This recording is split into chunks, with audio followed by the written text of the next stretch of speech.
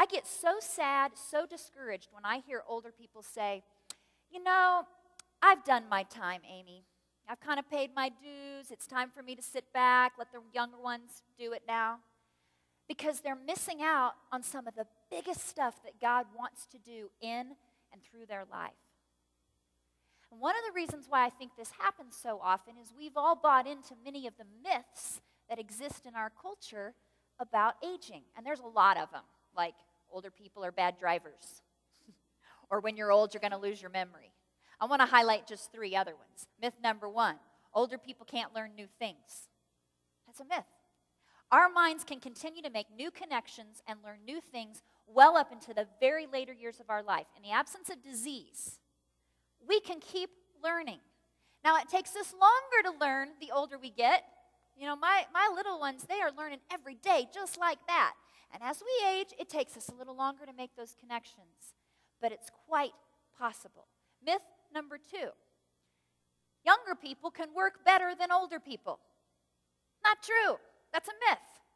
Sure, our physical bodies decline some. So maybe our speed at doing something goes down a little bit, but we make up for that with skill and experience and wisdom. Socrates wrote one of his greatest philosophies at the age of 70. Webster compiled Webster's dictionary at the age of 70 and was still working on revisions well into his 80s. There are all kinds of examples of men and women who accomplish great things and great things for God in their later years of life. Myth number 3, older people can't change. Ooh, that is a myth though. But haven't you ever heard, she's so stuck in her ways. We'll never get her to go along with that.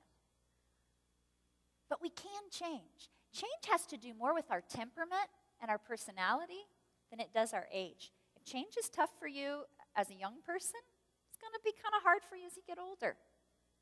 But change is quite possible, and probably the biggest thing about change, God is in the business of changing people's lives. That's what he does. He redeems, he transforms, he heals.